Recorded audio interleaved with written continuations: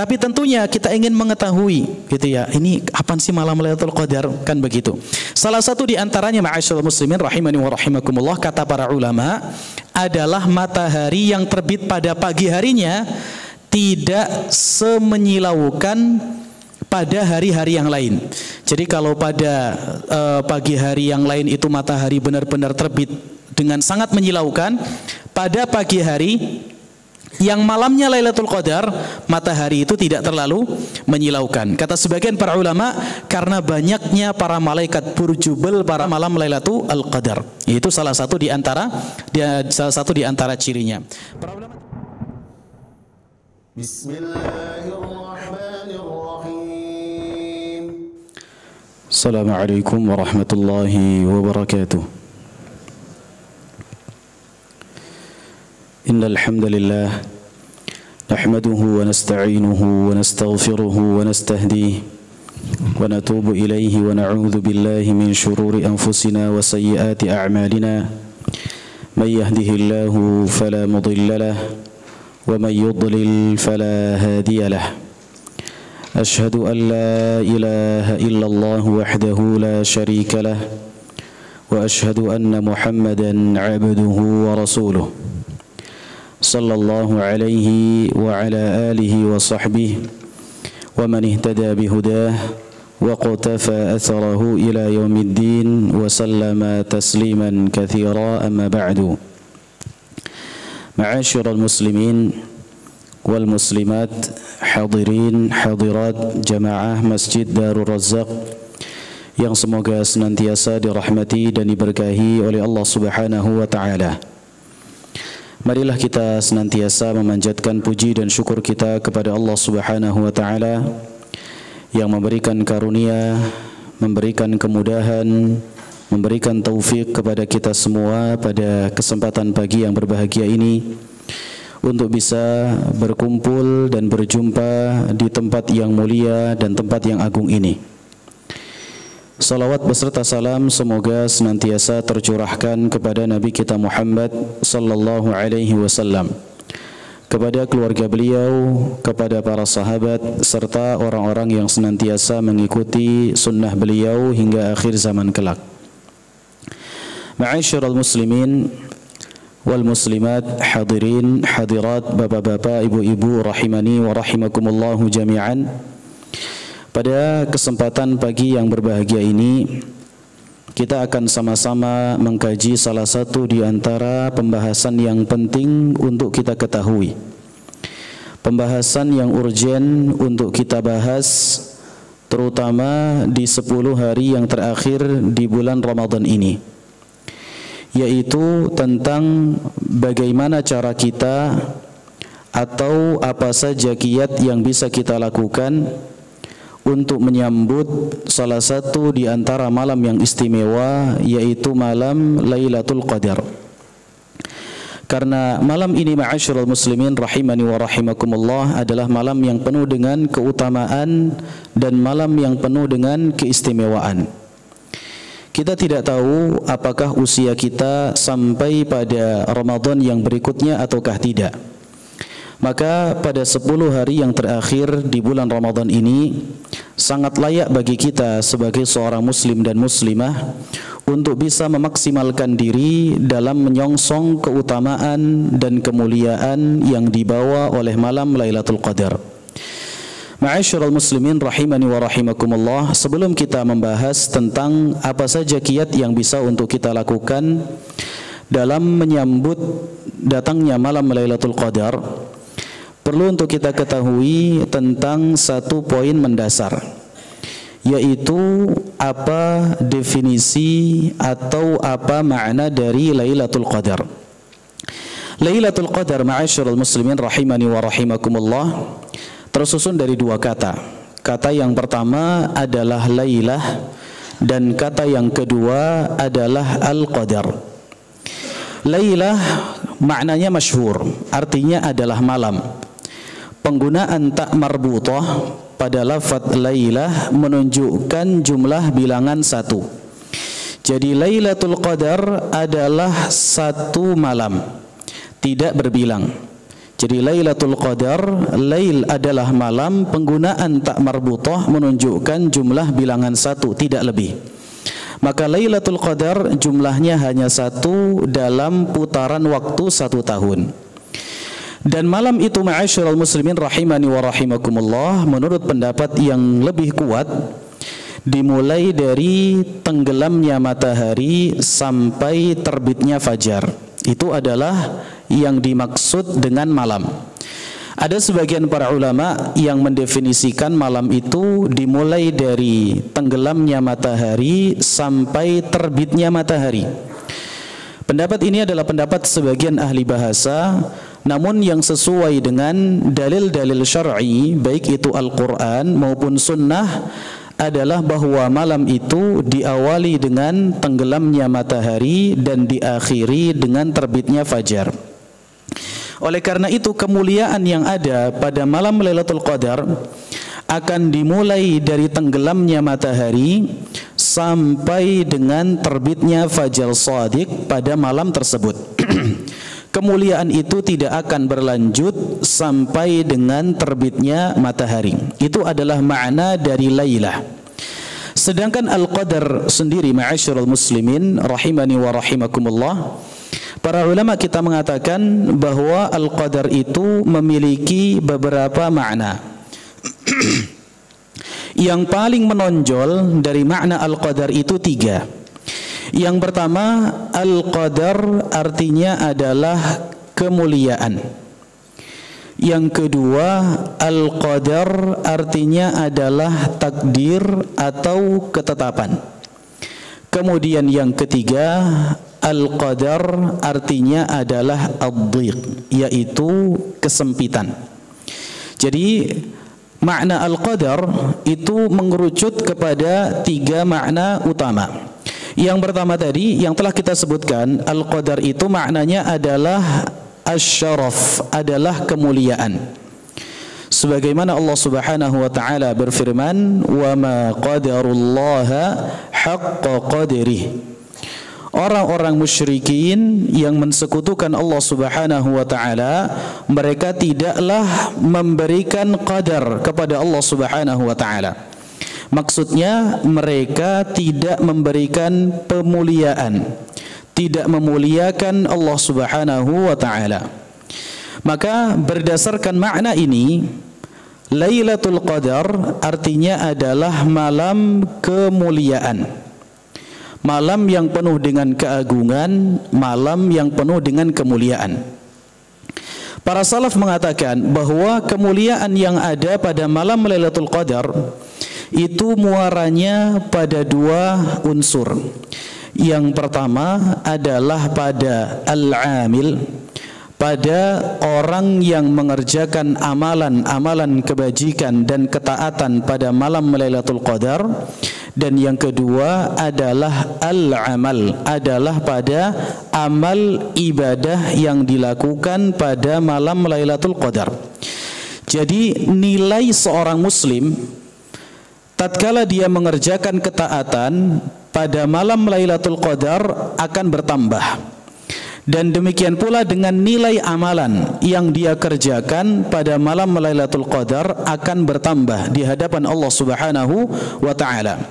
Yang menjadi faktor utama bertambahnya derajat seorang muslim dan juga amalan seorang muslim adalah Lailatul Qadar itu yang membawa kemuliaan dan membawa keagungan. Jadi itu makna yang pertama. Jadi Lailatul Qadar adalah malam kemuliaan. Kemuliaan ini akan bermuara pada 2 unsur, pada 2 titik utama. Titik yang pertama adalah pada orang yang mengerjakannya, dan yang kedua adalah amalan yang dikerjakan oleh orang tersebut yang bertepatan dengan malam Lailatul Qadar. Makna yang kedua, ma'asyiral muslimin rahimani wa rahimakumullah, al-qadaru bima'na at-taqdir. Qadar itu bermakna takdir, ketentuan, ketetapan dari Allah Subhanahu wa taala. Lailatul Qadar disebut dengan malam ketetapan, malam takdir, karena Allah Subhanahu wa taala memberikan keluangan kepada para malaikat untuk mencatat kembali takdir per person manusia sampai hitungan 1 tahun ke depan.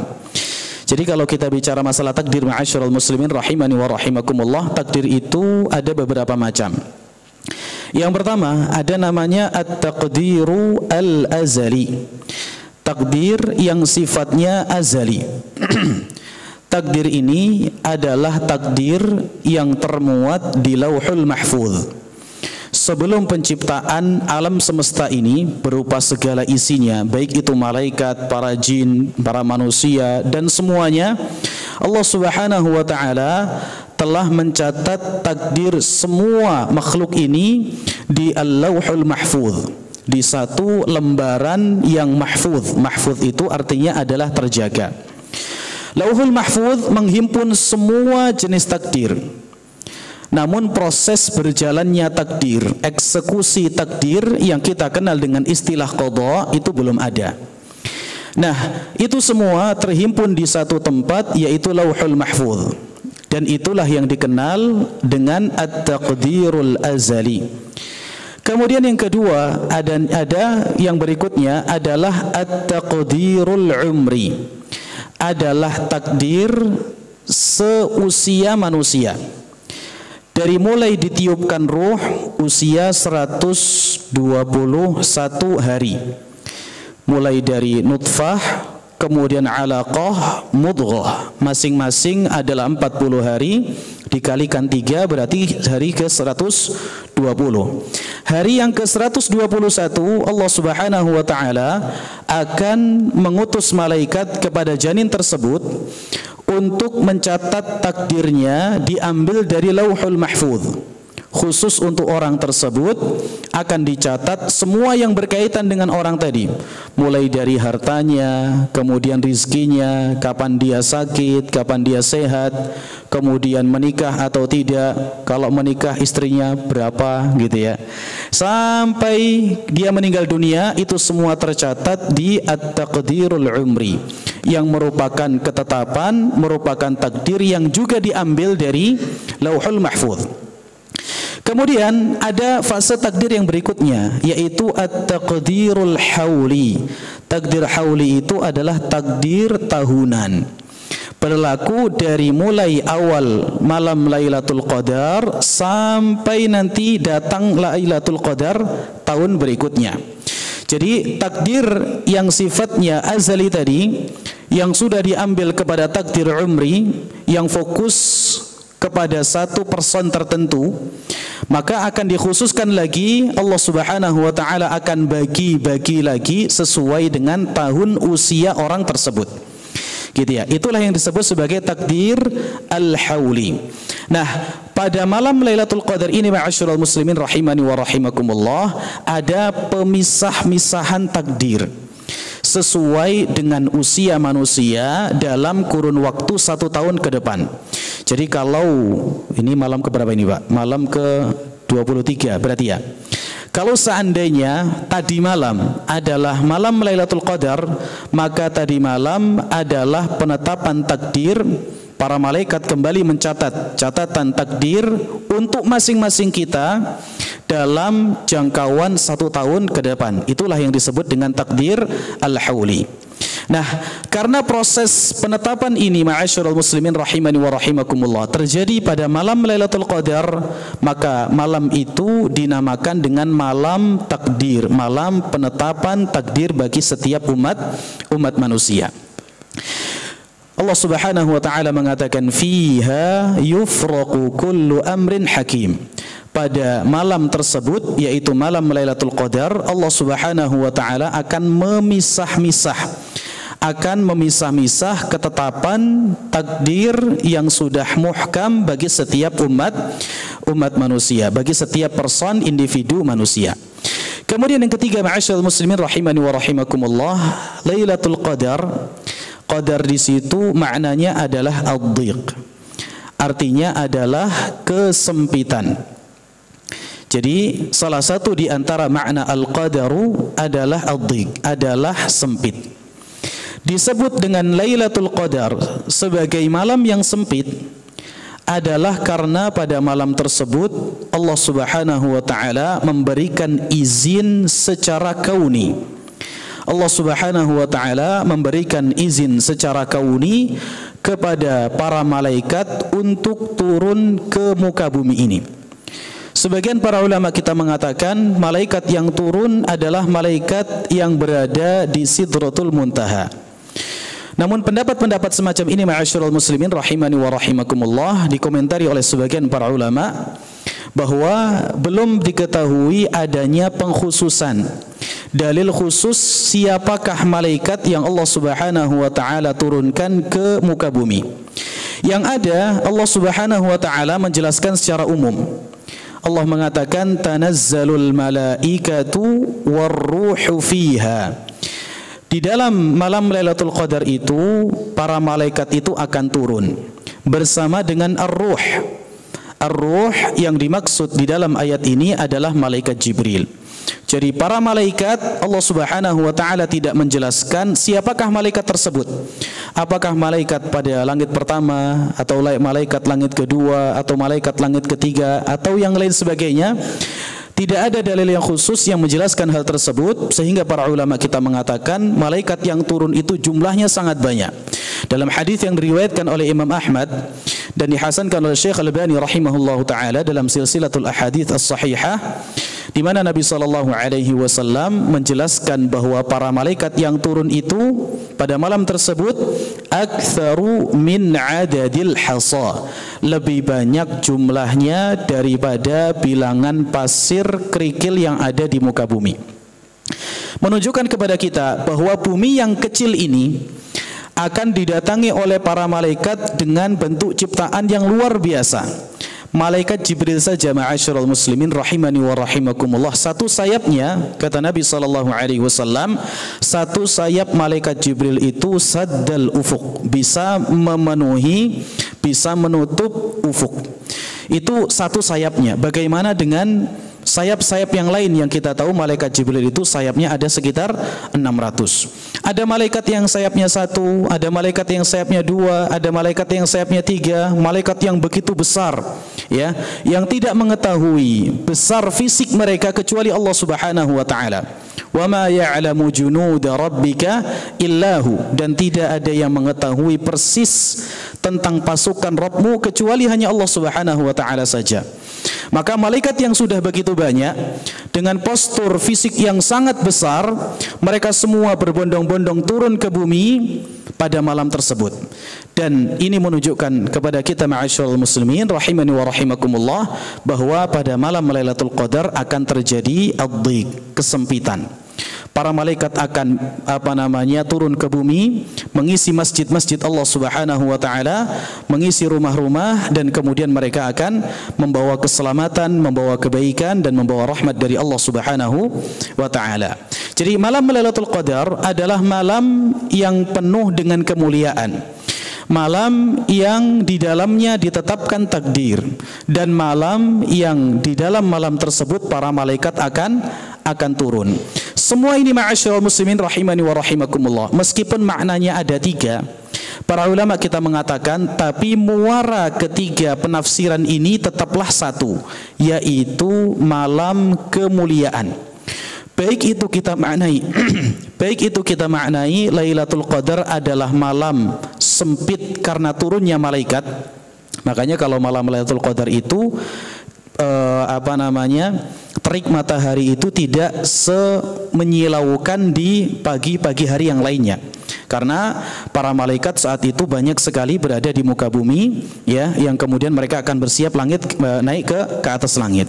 Nah, baik itu penafsiran yang pertama atau penafsiran yang kedua atau penafsiran yang ketiga, semuanya bermuara kepada satu, yaitu bahwa malam Lailatul Qadar adalah malam yang penuh dengan kemuliaan. Nah, ini adalah makna dari Lailatul Qadar. Kemudian yang berikutnya ma'asyiral muslimin rahimani wa rahimakumullah, apa saja keutamaan yang Allah Subhanahu wa taala tetapkan untuk malam Lailatul Qadar.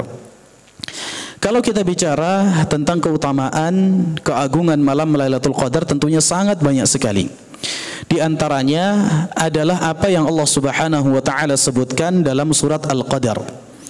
Di dalam surat Al-Qadar, Allah Subhanahu wa taala turunkan surat tersebut dengan menghimpun beberapa keutamaan-keutamaan malam Lailatul Qadar.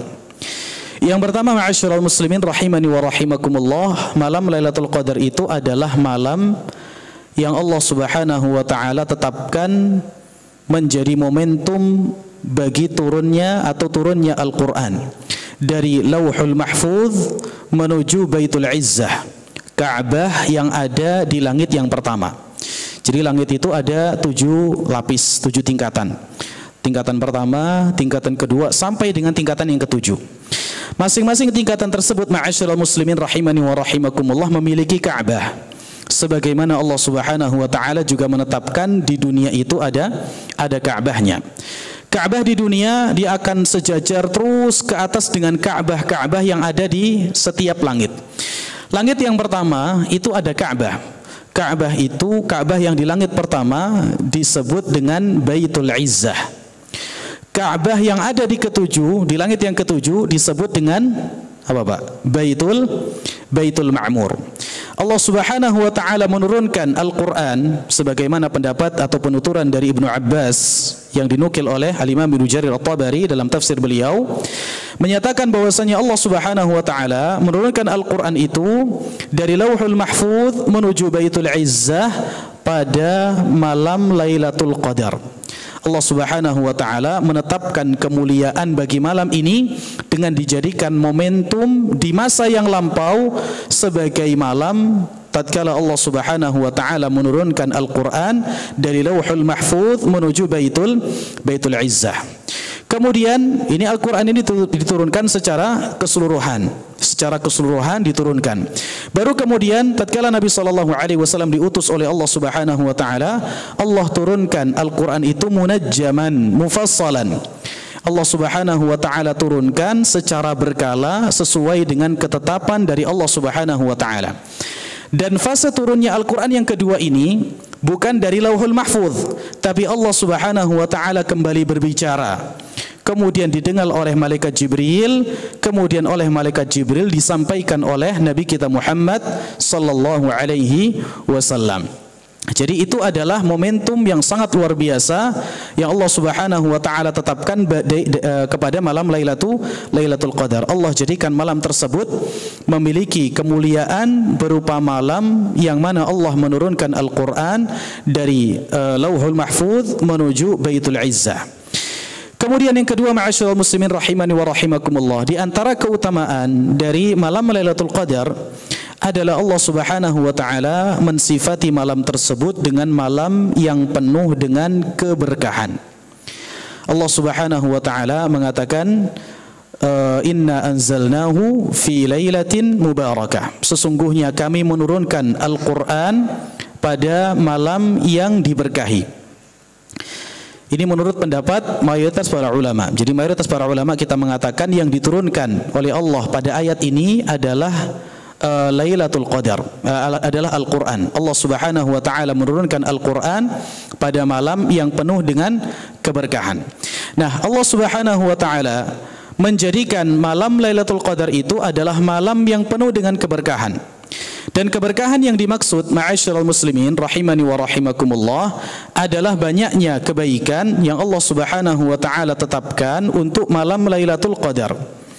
Allah Subhanahu wa taala menjadikan keberkahan berupa amal ibadah yang dilakukan oleh seseorang pada malam tersebut, dilipat gandakan pahalanya dan dijadikan nilai pahala dari setiap amalan tersebut lebih baik daripada 1000 bulan yang tidak ada di dalamnya malam Lailatul Qadar. Selain itu, Allah Subhanahu wa taala menjadikan malam tersebut adalah malam yang penuh dengan keselamatan.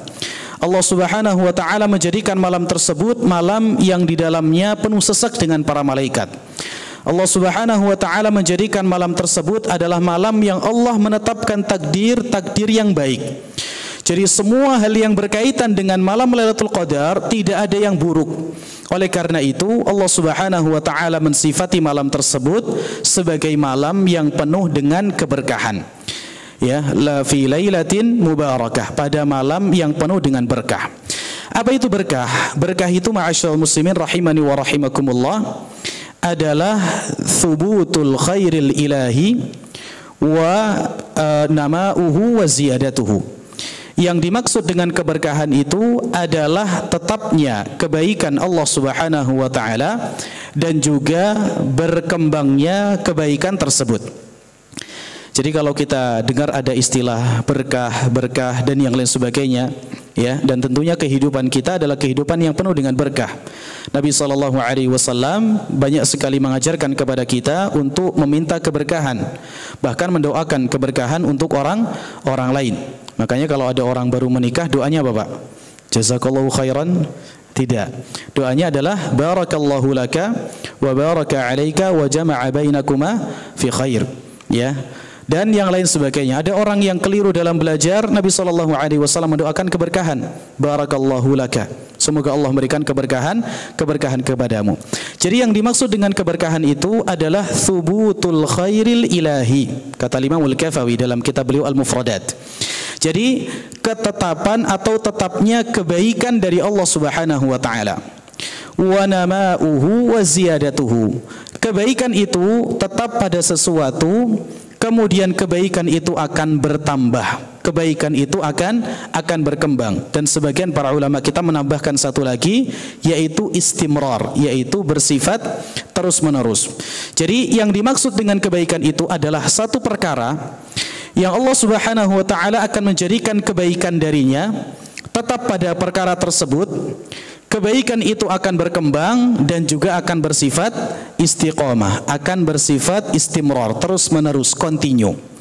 Tatkala seseorang itu mengerjakan satu amal ibadah, ma'asyiral muslimin rahimani wa rahimakumullah, pada malam Lailatul Qadar, Allah Subhanahu wa taala akan jadikan pahala, akan jadikan kebaikan pada amalan tersebut. Amalan ini akan Allah Subhanahu wa taala kembangkan, akan Allah Subhanahu wa taala lipat gandakan, dan Allah Subhanahu wa taala akan jadikan pahala amalan tersebut continue sampai dia meninggal dunia. Akan dijadikan pahalanya terus menerus mengalir. Makanya para ulama tatkala menafsirkan firman Allah Subhanahu wa taala, Lailatul Qadri khairun min alfi syahr. Lailatul Qadar itu adalah satu malam yang lebih baik daripada 1000 bulan. 1000 bulan itu dikonversikan ke tahun kira-kira berapa? 83 tahun lebih 4 bulan. Jadi satu ibadah yang dilakukan pada malam Lailatul Qadar, nominalnya, pahalanya akan lebih baik dari amalan yang serupa yang dikerjakan selama 83 tahun lebih 4 bulan yang tidak ada malam Lailatul Qadar. Sebagian para ulama kita mengatakan yang dimaksud 1000 itu bukan bilangannya, tapi Allah Subhanahu wa taala ingin menunjukkan banyak bahwa satu ibadah yang dilakukan pada malam Lailatul Qadar kemudian diterima oleh Allah Subhanahu wa taala dan bernilai pahala, maka satu ibadah ini akan lebih baik dari usia manusia sepanjang usia dia tatkala dia mengerjakan amal ibadah tersebut. Jadi tidak dipatok dengan 1000 bulan. Makanya dalam satu ayat Allah Subhanahu wa taala tatkala menceritakan tentang orang-orang kafir, ya, Allah Subhanahu wa taala mengatakan yawaddu ahaduhum law yu'ammaru alfa sanatin wa ma huwa bimuzahsihihi minal adzab. Seandainya mereka itu dituruti apa yang menjadi keinginan mereka. Orang kafir itu mereka keinginannya adalah menjadi orang yang tetap hidup di dunia ini, mendapatkan kenikmatan, mendapatkan fasilitas-fasilitas kehidupan, dan dia tidak meninggal dunia. Jadi mereka ingin untuk senantiasa hidup di dunia ini. Allah Subhanahu wa taala mengatakan seandainya manusia itu diberikan usia panjang 1000 tahun sekalipun, menunjukkan bukan 1000 tahun yang diinginkan oleh Allah Subhanahu wa taala. Tapi kalau seandainya dia tidak meninggal dunia, wa ma huwa bimuzahzihihi minal adzabi ay yu'ammar. Panjangnya usia itu sebenarnya tidak akan memberikan efek kepada dia. dia tidak akan dijauhkan dari api neraka. Jadi 1000 tahun di sini kata sebagian para ulama yang dimaksud itu bukan bilangannya, bukan 1000 tahunnya, tapi Allah Subhanahu wa taala ingin menunjukkan kepada kita bahwa satu ketaatan sekecil apapun yang dilakukan pada malam Lailatul Qadar maka akan bernilai pahala yang berlipat dan akan senilai dengan sepanjang usia manusia. Ya, sepanjang usia manusia. Ini merupakan salah satu di antara bentuk keberkahan dari malam Lailatul Qadar yang tidak dijumpai pada malam-malam yang lainnya. Kemudian ma'asyiral muslimin rahimani wa rahimakumullah, di antara kemuliaan, keutamaan dari malam Lailatul Qadar yang tadi sudah sempat kita cuplik adalah Allah Subhanahu wa taala menjadikan pahala dari satu ibadah yang dilakukan pada malam tersebut nilainya lebih baik dari 1000 bulan. Dan tadi kita telah sebutkan bahwa 1000 bulan itu difahami oleh para ulama dengan dua pemahaman. Pemahaman yang pertama adalah mayoritas para ulama yang memahami bahwa 1000 bulan itu adalah sesuai dengan teksnya, yaitu 1000 bulan. 1000 bulan yang setara dengan 83 tahun lebih 4 bulan. Dan sebagian para ulama kita yang lainnya menyatakan bahwa yang dimaksud dengan 1000 bulan di situ bukan 1000 bulannya, tapi Allah Subhanahu wa taala ingin menunjukkan kepada kita bahwa keutamaan malam Lailatul Qadar itu tidak dibatasi keutamaannya dengan usia manusia. Seandainya dia hidup 1000 bulan atau lebih dari itu, maka keutamaan satu ibadah di malam Lailatul Qadar tidak akan pernah disetarai oleh ibadah-ibadah tersebut. Kemudian di antara keutamaan dari malam Lailatul Qadar ma'asyiral muslimin rahimani wa rahimakumullah adalah para malaikat turun pada malam tersebut. Dan turunnya para malaikat itu pasti membawa rahmat, pasti membawa kebaikan, ya, pasti membawa kebaikan, pasti membawa rahmat dari Allah Subhanahu wa taala. Oleh karena itu, Al-Imam Ibnu Katsir rahimahullahu taala dalam tafsirnya Tafsirul Qur'anil Azim, beliau mengatakan wal malaikatu yatanazzaluna ma'a tanazzulil barakati war rahmah. Para malaikat itu akan turun bersama dengan turunnya keberkahan dan turunnya kasih sayang dari Allah Subhanahu wa taala. Nah, ma'asyiral muslimin rahimani wa rahimakumullah, ini adalah sedikit dari malam Lailatul Qadar. Keutamaan malam Lailatul Qadar yang tidak dijumpai pada malam-malam yang lainnya. Yang ini menjadi dasar bagi kita semua sebagai seorang muslim dan muslimah untuk semakin giat, semakin bersemangat dalam menghidupkan malam-malam kita supaya Allah Subhanahu wa taala menerima amal ibadah kita dan Allah Subhanahu wa taala pertemukan kita dengan malam Lailatul Qadar. Ma'asyiral muslimin rahimani wa rahimakumullah. Pembahasan yang ketiga. Pembahasan yang pertama tadi ya, Bapak.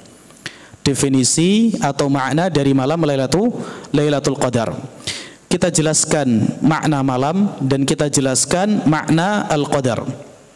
Setelah ini ada pertanyaan ya, Pak. Hadiahnya umroh. Berangkat sendiri ya, berangkat sendiri. Duit aku, Pak.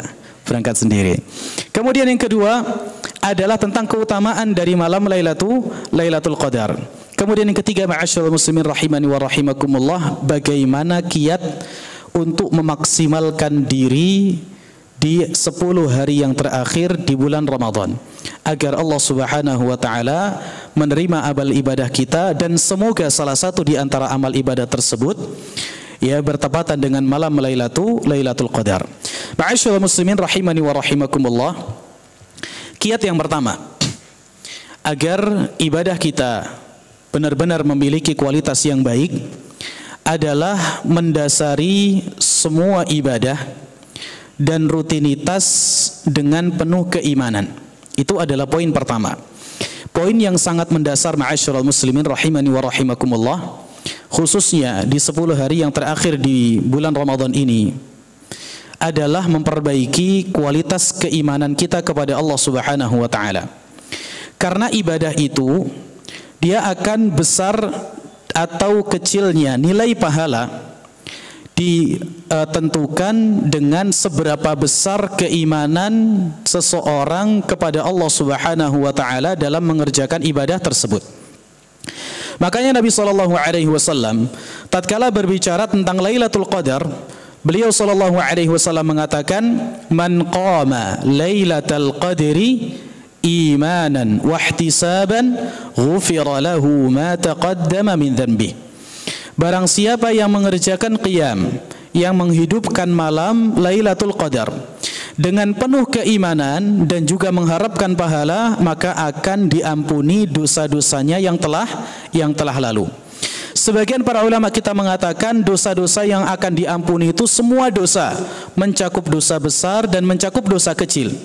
Sebagian para ulama kita, di antaranya adalah Imam Nawawi rahimahullahu taala dalam Syarah Sahih Muslim, mengatakan bahwasannya yang dimaksud dengan dosa yang akan diampuni adalah semua dosa kecil. Dari mulai kita baligh sampai dengan kita mengerjakan ibadah tersebut diterima oleh Allah Subhanahu wa taala. Jadi ma'asyiral muslimin rahimani wa rahimakumullah, suatu ibadah yang memiliki nilai pahala, pahala itu akan didapatkan secara sempurna atau tidak tergantung dengan seberapa besar keimanan seseorang dalam mengerjakan ibadah tersebut. Rasulullah SAW memberikan gambaran tentang ibadah salat. Rasulullah SAW mengatakan ada sebagian hamba yang mengerjakan salat. Innal abda la yusalli salatan. Sesungguhnya seorang hamba itu ada yang mengerjakan salat. Wa ma kutiba lahu illa usyuruha. Dan tidak dicatat baginya kecuali hanya 1/10. Kalau kita punya bolu itu kan bulat, Pak. Terus kita bagi 10. Kesempurnaan ini adalah kesempurnaan pahala, pahala sempurna bagi ibadah salat. Rasulullah SAW mengatakan ada orang itu yang mengerjakan salat, dia tidak mendapatkan jatah bagian dari pahala kecuali hanya 1/10-nya saja. Jadi ibaratnya kalau seandainya ada bolu dibagi 1/10, maka ada orang yang mendapatkan bagian itu hanya 1 bagian dari 10 bagian yang ada. Illa tusu'uha. Ada yang mendapatkan bagian itu lebih banyak, yaitu 1/9-nya. 1/9 itu kan lebih mending daripada 1/10. Kalau 1/10 itu kan cuma jeliliti gigi saja.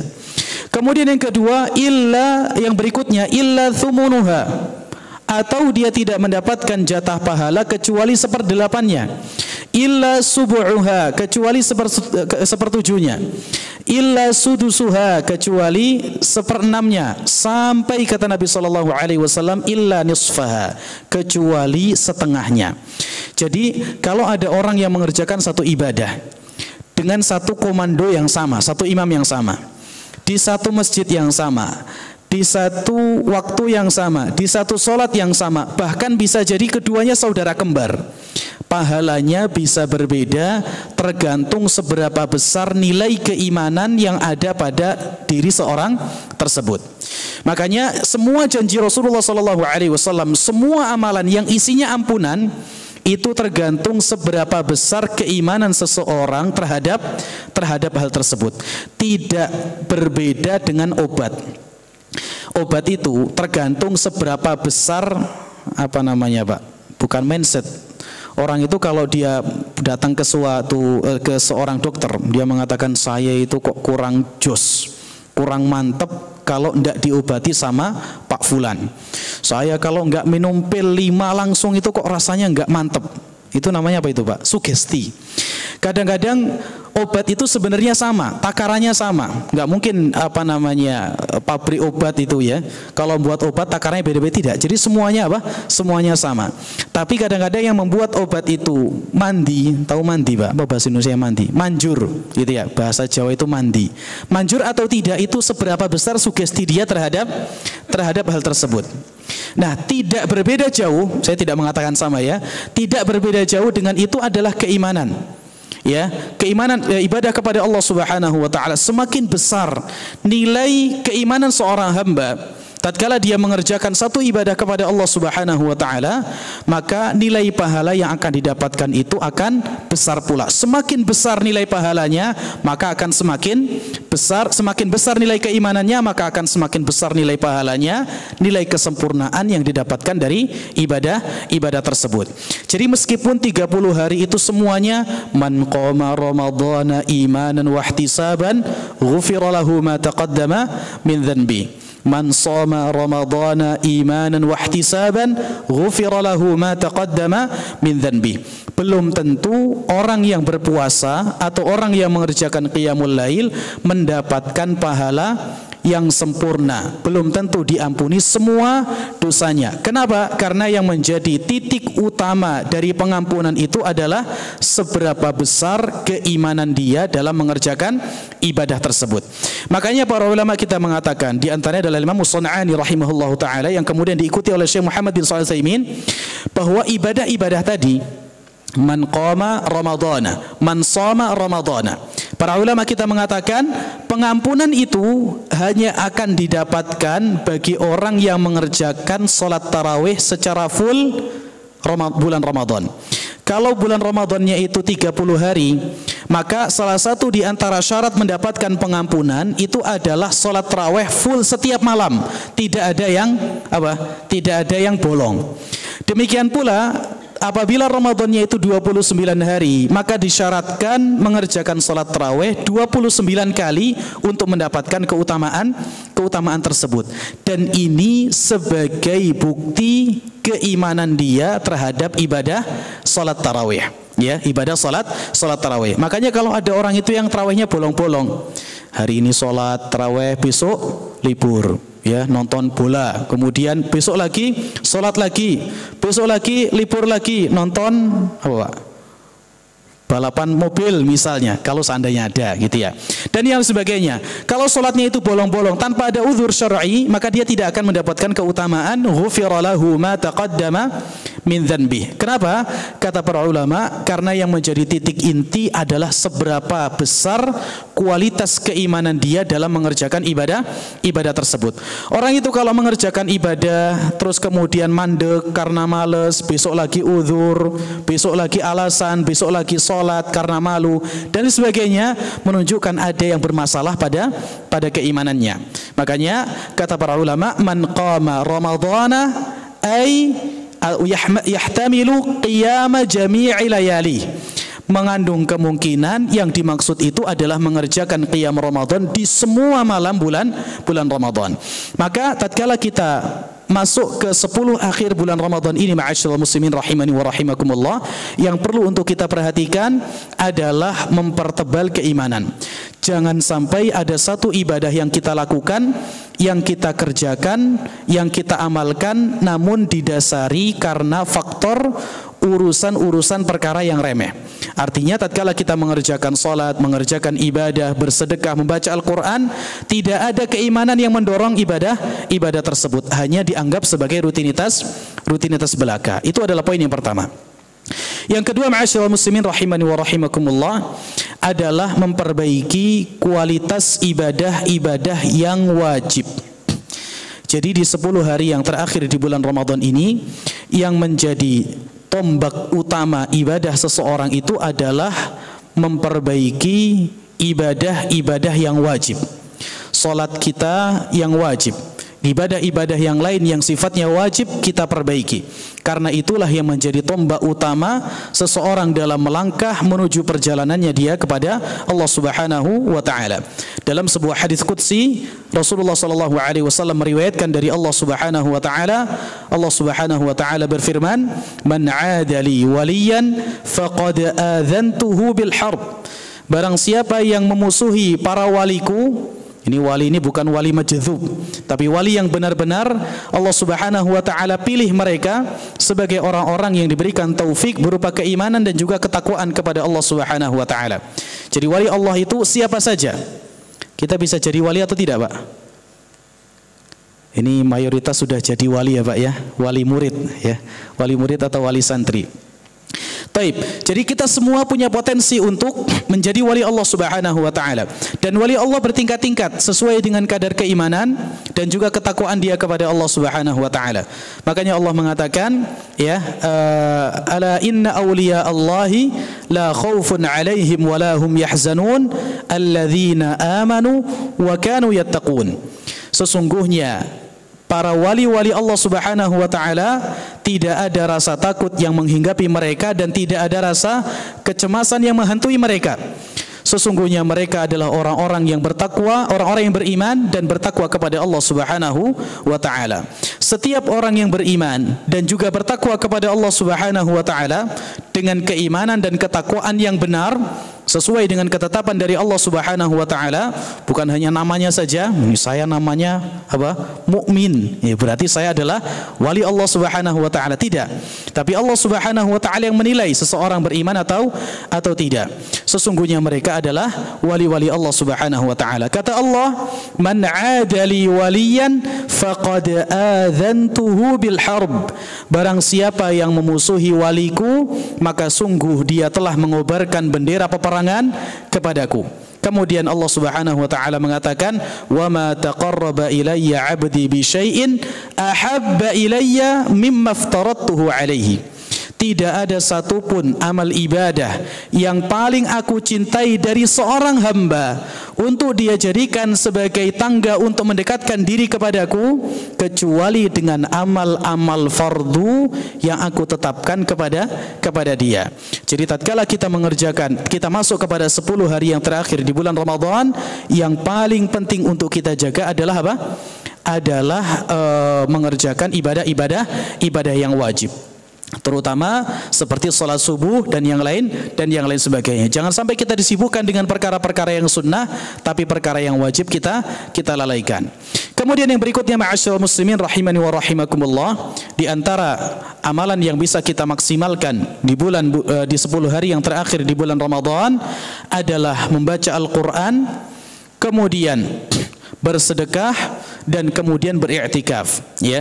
Mulai dari membaca Al-Qur'an, memperbanyak bacaan Al-Qur'an, kemudian yang kedua adalah memperbanyak bersedekah, dan yang ketiga adalah bisa melakukan i'tikaf, berdiam diri di masjid untuk beribadah kepada Allah Subhanahu wa taala.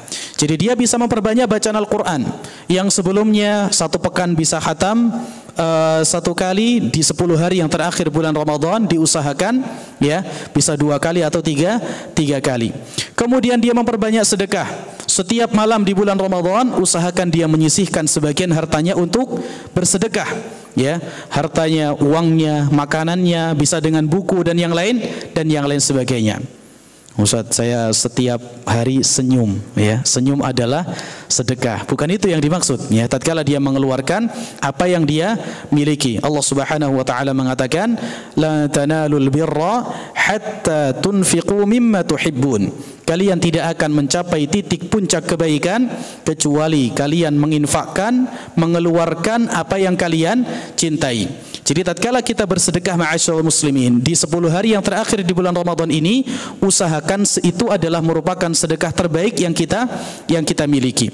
Uang yang terbaik yang kita miliki, makanan terbaik atau standar yang kita miliki, pakaian terbaik atau standar yang kita miliki, buku terbaik atau standar yang kita miliki.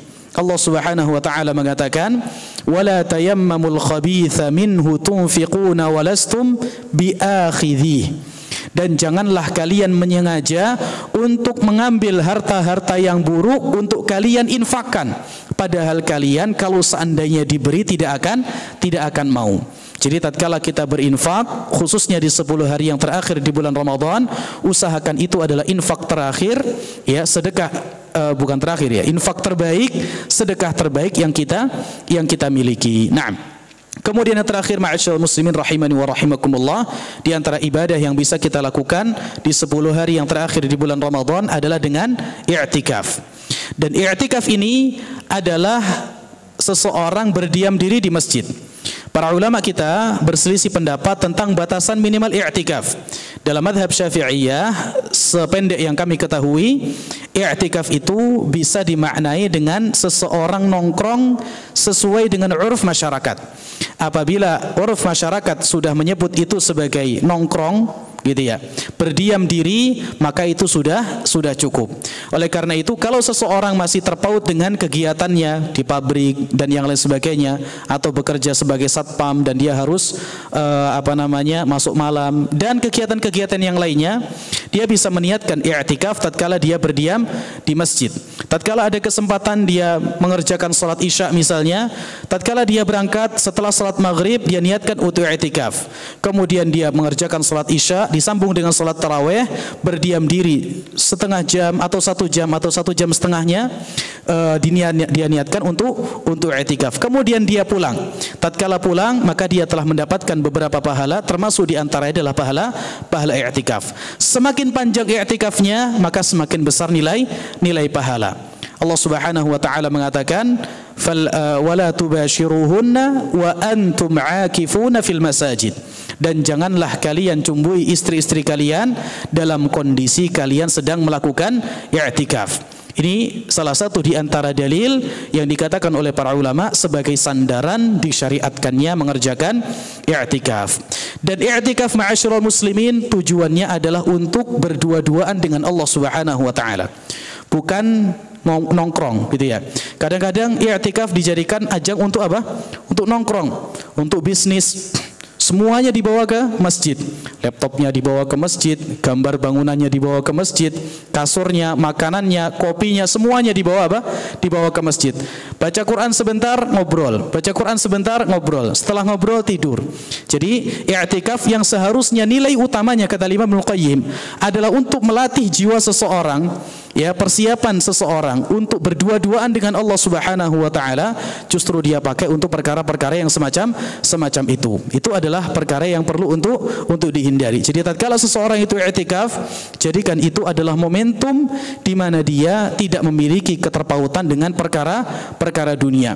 Dia fokuskan untuk beribadah kepada Allah Subhanahu wa taala secara murni.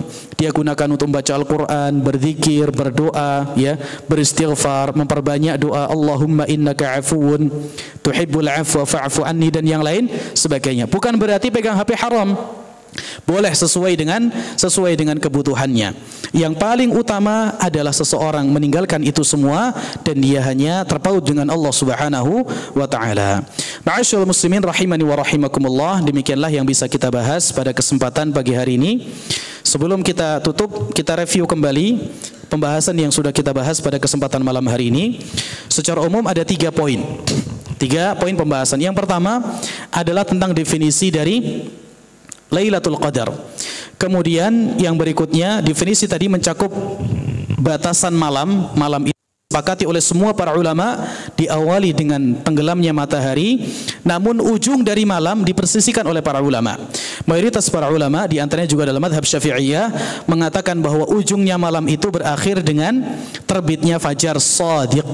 Sebagian para ulama ahli bahasa seperti yang dinukil oleh Al-Fairuz Abadi dalam Al-Qamusul Muhit, sebagian para ulama ahli bahasa mengatakan bahwasanya malam itu akhirnya ditandai dengan terbitnya matahari. Kemudian Al-Qadar yang memiliki 3 makna. Makna yang pertama adalah makna kemuliaan. Kemudian yang kedua adalah sempit. Kemudian yang ketiga adalah ketetapan takdir dari Allah Subhanahu wa taala. Kemudian pembahasan yang kedua adalah tentang keutamaan dari malam Lailatul Qadar yang Allah Subhanahu wa taala ringkas di dalam firman Allah Subhanahu wa taala, fi lailatin mubarakah, di mana malam Lailatul Qadar itu adalah malam yang penuh dengan keberkahan. Kemudian Allah rinci keberkahan tersebut di dalam surat Al-Qadar. Kemudian berikutnya terakhir, ma'asyiral muslimin rahimani wa rahimakumullah, dalam menyambut 10 hari yang terakhir di bulan Ramadan, yang paling utama adalah kualitas ibadah, bukan kuantitasnya. Jadi kualitas ibadah kita kepada Allah Subhanahu wa taala, dan kita buktikan kualitas ibadah tadi dengan mempertebal keimanan kita kepada Allah Subhanahu wa taala. Kemudian bisa kita lakukan ibadah-ibadah yang lain seperti memperbaiki salat wajib kita, ibadah-ibadah yang fardu, kemudian dengan membaca Al-Quran, berzikir, berdoa kepada Allah Subhanahu wa taala, dan juga dengan beriktikaf. Semoga pembahasan yang singkat ini bisa memberikan faedah kepada kami pribadi dan juga kepada para jamaah sekalian. Semoga Allah Subhanahu wa taala memberikan kita usia yang panjang, dan Allah Subhanahu wa taala mempertemukan kita dengan malam Lailatul Qadar, dan Allah berikan taufik kepada kita untuk mengamalkan amalan yang saleh yang diterima oleh Allah Subhanahu wa taala. Ma'asyiral muslimin, demikianlah yang bisa kita bahas pada kesempatan pagi hari ini. Semoga Allah berikan taufik kepada kita semua. Sebelum kita tutup, ada sesi tanya jawab, Ustaz ya. Nah, barangkali ada yang bertanya, kalau tahu dijawab, kalau enggak wallahu a'lam, Pak. Assalamualaikum Ustaz. Dalam surat Al-Qadar ayat pertama, diturunkannya Al-Quran pada malam Qadar. Sementara di malam ke-15 ada yang namanya Nuzulul Quran. Apa perbedaan antara ayat pertama dengan Nuzulul Quran, Ustaz? Terima kasih. Taib, ma'asyiral muslimin rahimani wa rahimakumullah. Allah Subhanahu wa taala mengatakan, inna anzalnahu fi lailatul qadar. Sesungguhnya kami menurunkannya. Nya di sini kata para ulama adalah Al-Qur'an, ya. Sebagaimana juga dalam firman Allah Subhanahu wa taala dalam surat Ad-Dukhan, Allah Subhanahu wa taala mengatakan, inna anzalnahu fi lailatin mubarakah. Sesungguhnya kami menurunkannya pada malam yang penuh dengan keberkahan. Malam yang penuh dengan keberkahan pada surat Ad-Dukhan tadi, inna anzalnahu fi lailatin mubarakah, menurut pendapat mayoritas para ulama adalah malam Lailatul Qadar. Jadi ada dua pendapat di kalangan para ulama, fi lailatin mubarakah, yang dimaksud oleh mayoritas para ulama adalah malam Lailatul Qadar. Sebagian para ulama kita berpendapat yang dimaksud dengan malam yang diberkahi adalah malam nisfu Sya'ban. Namun pendapat ini adalah pendapat yang dinilai keliru. Sebagaimana kalau kita bisa kembali kepada tafsir Al-Qurtubi, ya, kita baca banyak sekali dalil-dalil atau beberapa dalil disebutkan oleh para ulama membantah tentang penafsiran Lailatul Mubarakah sebagai malam nisfu Sya'ban. Kemudian Allah tafsirkan Lailatul Mubarakah dengan inna anzalnahu fi Lailatul Qadar. Sesungguhnya kami menurunkan Al-Quran pada malam Lailatul Qadar. Lailatul Qadar ini ditafsirkan dengan hadis-hadis Nabi sallallahu alaihi wasallam, iltamisuha fil ashril awakhir min Ramadan. Allah Subhanahu wa taala, Rasulullah SAW mengarahkan kepada para sahabat untuk mencari malam Lailatul Qadar di 10 hari yang terakhir di bulan Ramadan. Dalam sebuah hadis yang dinilai oleh sebagian para ulama sebagai hadis yang sahih, Al-Quran itu diturunkan li khamsin baqiyat min Ramadan. Dalam sebagian hadis disebutkan bahwa Al-Quran itu diturunkan pada malam ke-25 dari bulan Ramadan. Meskipun ini adalah hadis yang dipersihkan oleh para ulama. Jadi Al-Quran itu, Pak, kata para ulama, diturunkan secara keseluruhan pada malam Lailatul Qadar, diturunkan dari Lauhul Mahfuz ke Baitul Izzah. Ini pendapat Ibnu Abbas. Sebagian para ulama kita mengatakan Al-Quran itu awal kali diturunkannya, yaitu surat Al-A'la ayat 1 sampai dengan ayat yang 5. Itu semua diturunkan pada malam Lailatul Qadar, yaitu bidayatu nuzulihi, awal turunnya Al-Quran pada malam Lailatul Qadar. Jadi kalau kita baca penafsiran para ulama, penjelasan para ulama, hampir para ulama kita seluruhnya mengatakan Al-Quran itu diturunkan pada malam Lailatul Qadar, dan Lailatul Qadar itu berada di 10 hari yang terakhir di bulan Ramadan, dan lebih khususnya pada malam-malam yang ganjil. Adapun nuzulul Quran yang kita kenal dengan peringatan-peringatan nuzulul Quran, malam nuzulul Quran dan yang lain sebagainya, wallahu taala alam, itu mungkin dibangun di atas pendapat yang mengatakan bahwasanya Al-Quran itu diturunkan pada malam tersebut. gitu ya, diturunkan pada malam tersebut. Namun kalau kita mengacu kepada pendapat mayoritas para ulama, yang lebih tepat Al-Quran diturunkan pada malam Lailatul Qadar, dan malam Lailatul Qadar itu terjadi pada 10 hari yang terakhir di bulan Ramadan. Allah Subhanahu wa taala menjadikan malam Lailatul Qadar itu sebagai malam yang disembunyikan, supaya salah satu hikmahnya kita tidak membuat perkara-perkara yang tidak pernah dilakukan oleh Nabi sallallahu alaihi wasallam. Para sahabat tatkala mereka tidak mengetahui kapan Lailatul Qadar itu tetap pastinya, makanya mereka tidak bisa memastikan, sehingga mereka tidak membuat perayaan-perayaan tertentu tentang turunnya Al-Quran. Bisa difahami ya Pak ya? Jadi Al-Quran diturunkan pada malam Lailatul Qadar, dan malam Lailatul Qadar dijadikan oleh Allah sebagai malam yang dhiq. Sebagian para ulama kita, di antaranya adalah Al-Hafidh Ibnu Hajar Al-Asqalani, dalam Fathul Bari mengatakan bahwasanya salah satu di antara makna qadar sempit, yaitu sempitnya pengetahuan tentang kapannya malam tersebut. Jadi malam Lailatul Qadar tidak diketahui kapannya. Ini menjadi dasar ma'asyiral muslimin rahimani wa rahimakumullah untuk tidak buat suatu ritual-ritual tertentu yang tidak pernah dicontohkan oleh Rasulullah sallallahu alaihi wasallam. Jadi itu adalah penjelasan tentang kenapa Al-Quran diturunkan di 10 hari yang terakhir bulan Ramadan, akan tetapi ada peringatan malam nuzulu Al-Quran. Jadi peringatan malam nuzulul Quran bisa jadi dibangun di atas pendapat yang mengatakan bahwasanya Al-Quran diturunkan pada malam tersebut. Wallahu ta'ala a'lam besok. Dan poinnya tadi Pak, kalau orang sekarang mengatakan clue-nya gitu ya. Jadi Allah jadikan Lailatul Qadar itu sebagai malam yang rahasia, supaya orang tidak menerka-nerka kapan kita mau membuat peringatan tentang turunnya Al-Quran. Bisa difahami Pak ya? Tayyib. Wallahu ta'ala a'lam bis-shawab. Naam. Ada lagi jamaah? Pertanyaan berikutnya. Pak Maksum. Baik, bismillah. Bahwa dari yang Ustaz tadi sampaikan, bahwa mengisi malam Lailatul Qadar itu memang lebih fokus perbanyak ke amalan ibadah ya, seperti baca Quran, sedekah maupun amalan lainnya. Nah, tapi seringkali nih kita sebagai orang awam bertanya, ya tadi yang Ustaz sampaikan, kapan sih Lailatul Qadar tiba atau tahu gitu ya? Apakah Nabi Muhammad SAW juga tahu nggak sih sebenarnya itu rahasia itu gitu? Atau memang demi menjaga pertanyaan-pertanyaan dari para sahabat itu beliau pun merahasiakan, karena beliau kan pasti ya setidaknya dapat informasi dari Allah ya. Itu yang pertama. Yang kedua, juga seringkali kita masyarakat awam lah, ya saya sendiri, tanda-tandanya apa sih gitu ya, kalau kita udah mendapatkan malam Lailatul Qadar itu sekarang Ustaz. Taib. Ada dua poin ma'asyiral muslimin rahimani wa rahimakumullah. Apakah Nabi sallallahu alaihi wasallam tahu malam Lailatul Qadar? Jawabannya, Nabi sallallahu alaihi wasallam dulu malam Lailatul Qadar akan ditetapkan oleh Allah Subhanahu wa taala pada malam tertentu. Kemudian karena terjadi persengketaan di kalangan sebagian sahabat Nabi sallallahu alaihi wasallam, akhirnya ta'yin kapan malam Lailatul Qadar itu akhirnya diangkat kembali oleh Allah Subhanahu wa taala.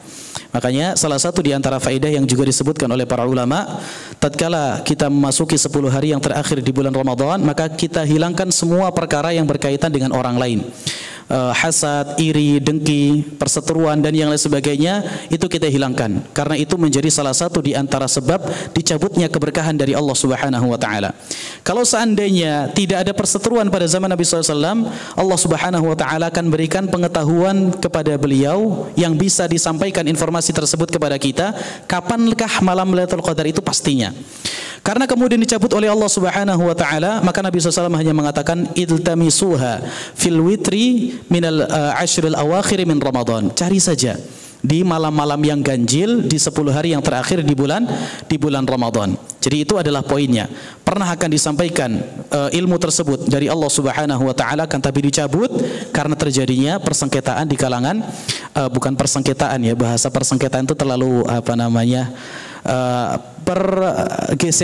gesekan internal ya di sebagian para sahabat Nabi sallallahu alaihi wasallam. Dan malam Lailatul Qadar akan terus ada akan terus ada sampai hari kiamat. Dan sebagai faedah ma'asyiral muslimin rahimani wa rahimakumullah, Imam Ibnu Katsir rahimahullahu taala dalam tafsir beliau tatkala menafsirkan surat Al-Qadar, di penghujung tafsir beliau menjelaskan apakah malam Lailatul Qadar itu kekhususan bagi umat Muhammad ataukah juga dimiliki oleh umat-umat terdahulu.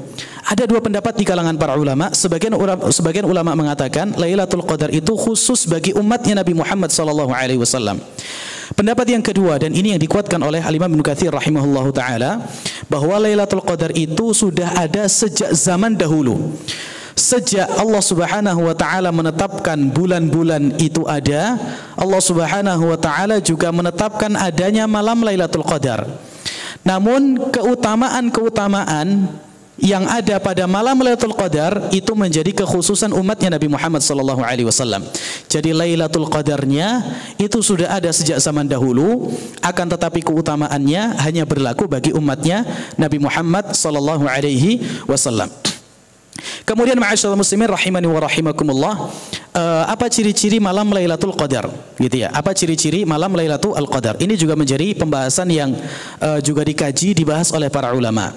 Tentunya ma'asyiral muslimin rahimani wa rahimakumullah, tatkala kita beribadah di 10 hari yang terakhir di bulan Ramadan, kalau kita bisa istiqamah, continue, gitu ya, stabil dalam menjaga ibadah, menjaga keimanan, menjaga keikhlasan, maka insya Allah ada salah satu dari amalan-amalan tersebut yang bertepatan dengan malam Lailatul Qadar.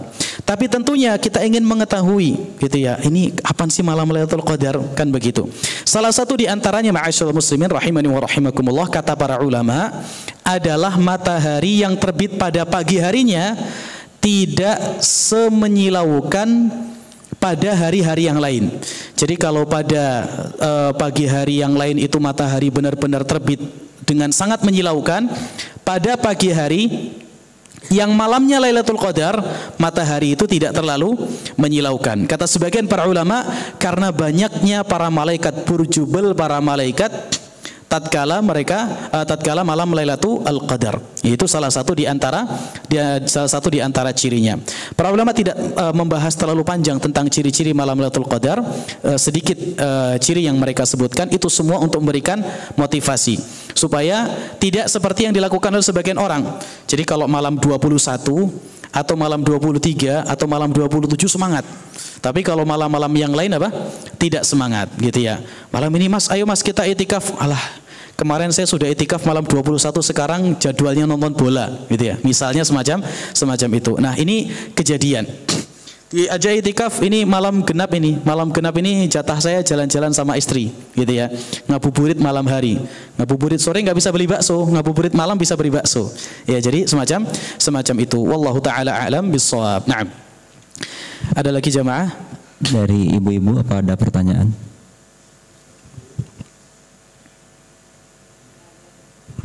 Gak ada ya. Ustaz, mungkin pertanyaan dari saya Ustaz. 10 hari terakhir itu kemarin juga ada diskusi gitu Ustaz. Kalau Ramadannya 29 hari, tentu berbeda dengan yang kalau Ramadan 30 hari gitu ya Ustaz. Berarti kalau 29 mulainya itu malam ke-20 itu sudah masuk 10 hari terakhir atau bagaimana Ustaz? Taib. Ma'asyiral muslimin rahimani wa rahimakumullah, salah satu di antara pembahasan para ulama tentang 10 hari yang terakhir di bulan Ramadan adalah Lailatul Qadar itu di malam ganjil. Itu poin yang menjadi inti. Malam Lailatul Qadar itu adalah malam ganjil. Ganjil ini perhitungannya dari mana? Apakah ganjil perhitungannya dari depan ataukah ganjil perhitungannya dari belakang? Tentu ganjil dari depan bisa jadi berbeda dengan ganjil dari belakang.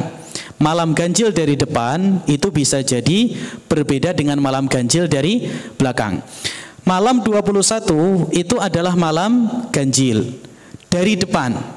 Adapun dari belakang bisa jadi malam genap, bisa jadi malam ganjil. Kalau ternyata Ramadannya itu 30 hari, berarti malam ke-21 itu adalah malam ganjil. Akan tetapi kalau seandainya Ramadan itu hanya 29 hari, berarti malam itu akan maju. Malam 21-nya itu kalau dari belakang, maka dia akan terhitung sejak malam ke 20 Ramadan, gitu ya. Nah, oleh karena itu para ulama kita mengatakan tatkala kita berburu malam Lailatul Qadar, kalau bisa baik yang ganjil ataupun yang genap semuanya kita hukumi sama. Karena bisa jadi Ramadan itu tidak 30 hari, 29 hari. Kalau 29 hari, maka perhitungan 10 hari yang terakhir itu lebih maju daripada kalau Ramadan 30 hari. Maka ganjil genap itu bisa ditimbang dari awal, bisa dihitung dari awal dan bisa dihitung dari akhir. Perhitungan ganjil genap dari akhir berbeda dengan perhitungan bisa berbeda, punya potensi berbeda dengan perhitungan ganjil genap dari awal. Oleh karena itu para ulama kita mengatakan hendaknya sebagaimana kita bersemangat di malam ganjil, kita juga perlu bersemangat di malam-malam genap. Karena bisa jadi genapnya dari awal, ganjil dari belakang. Terlebih kita tidak mengetahui berapa jumlah Ramadan. Atau sudah tahu sampai dari sekarang, Pak? Ramadan kita ini berapa hari, Pak? Sebagian kan sudah ada yang tahu ya, berapa hari ini Pak?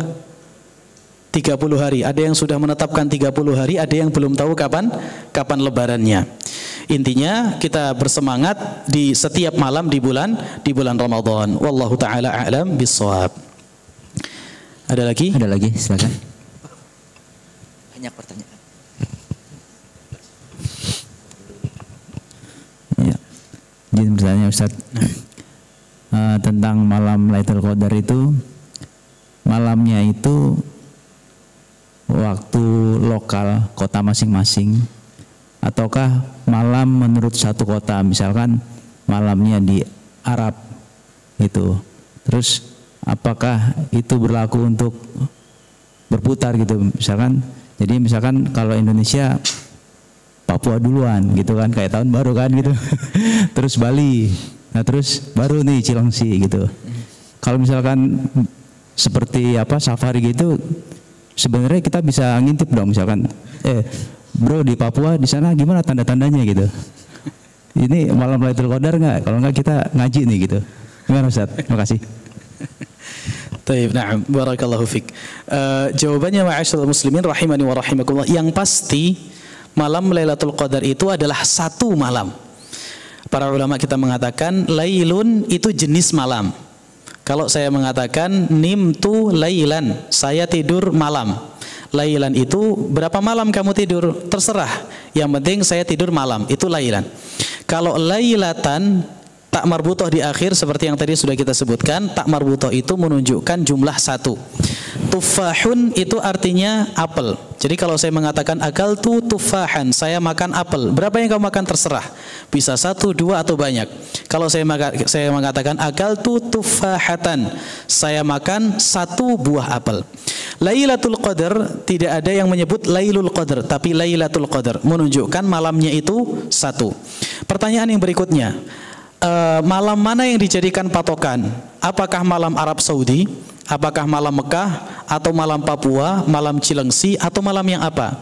Jawabannya wallahu a'lam, ana tidak tahu mana malam yang dijadikan patokan. Namun yang pasti malamnya itu jumlahnya satu. Naam. Masuk akal ya Pak ya? Titip pertanyaan. Punya teman di Papua Pak? Enggak punya ya? Berarti terputus sudah kesempatan untuk tahu ya. Naam, barakallahu fiik. Ana enggak tahu apakah malamnya itu bisa berjalan, tapi yang penting Lailatul Qadar itu satu. Makanya dalam sebagian kitab Syafi'iyah, seingat Ana dalam kitab Mughnil Muhtaj disebutkan sebagaimana orang diperintahkan untuk bersemangat di malam harinya, hendaknya dia juga bersemangat di siang harinya. Gitu ya. Jadi sebagaimana dia bersemangat, jangan ini kadang-kadang problem orang itikaf ini begini Pak. Saya juga pernah itikaf soalnya. Jadi kadang malam itu porsir habis. Al-Quran, baca Al-Quran itu sampai netes ilernya. Kadang-kadang sampai tidur dan sebagainya. Begitu pagi hari setelah subuh langsung tidur. Baca Quran malam itu full. Pagi harinya tidur sampai zuhur. Setelah zuhur tidur sampai asar. Alasannya apa? Supaya bisa menghidupkan malam. Makanya kata para ulama, hendaknya sebagaimana dia menghidupkan malam, dia juga menyibukkan siangnya. Semoga Allah Subhanahu wa taala memberikan kesempatan kepada kita semua. Karena itu pendapat sebagian para ulama. Karena punya potensi Lailatul Qadar itu juga memberikan efek kepada siang harinya. Pendapat sebagian para ulama mengatakan tidak. Jadi keutamaan itu hanya pada malam harinya saja. Ya, pada malam harinya saja. Sebagian para ulama mengatakan yang masuk pada malam hari itu hanya keselamatannya saja.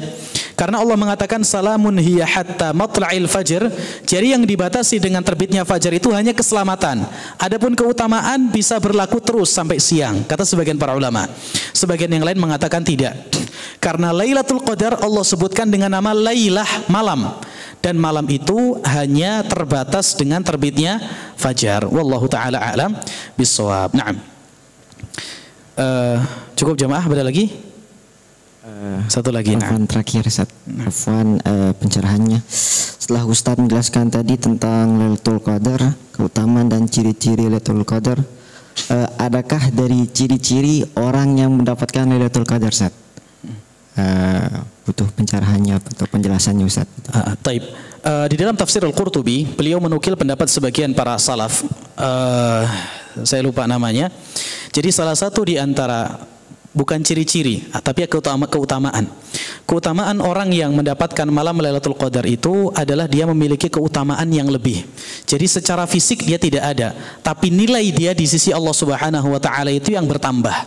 Jadi dari segi fisik bisa jadi dia ngantuk gitu ya, pagi harinya ngantuk, teklak-tekluk, tidur, muntah-muntah, pusing, mual ya, karena sholatnya terlalu lama misalnya. Tapi bisa jadi itu diterima oleh Allah Subhanahu wa taala dan kemudian dia menjadi orang yang mulia. Jadi kemuliaan itu dinilai dari sisi Allah Subhanahu wa taala. Makanya tadi kita sebutkan bahwa Lailatul Qadar merupakan malam yang mulia. Mulia tadi muaranya pada dua, pada pelaku dan pada amalnya. Orang yang sebelumnya tidak mulia di luar bulan Ramadan, di luar Lailatul Qadar, tatkala dia bertemu dengan Lailatul Qadar, dia bisa bertambah kemuliaannya di sisi Allah Subhanahu wa taala. Jadi sisi kemuliaan itu tidak tampak pada zahirnya, gitu ya. Bisa jadi orang itu terlihat kusut, kumuh, ya, tidak diperhatikan oleh banyak orang, bukan orang istimewa, tapi dia semangat belajar ibadahnya, semangat mendekatkan diri kepada Allah, bisa jadi dia mendapatkan Lailatul Qadar. Naam, jadi semacam itu. Intinya apapun ibadah yang kita lakukan, ya, selama kita continue, selama kita istiqomah di 10 hari yang terakhir di bulan Ramadan, maka insya Allah ada sebagian ibadah tersebut yang diterima dan menjadi ibadah bertepatan dengan malam Lailatul Qadar. Wallahu ta'ala a'lam bissawab. Na'am. Jazakallahu khair, Ustaz. Dicukupkan, Ustaz, silakan untuk ditutup. Baik. Ma'asyiral muslimin rahimani wa rahimakumullah, demikianlah yang bisa kita bahas pada kesempatan pagi hari ini.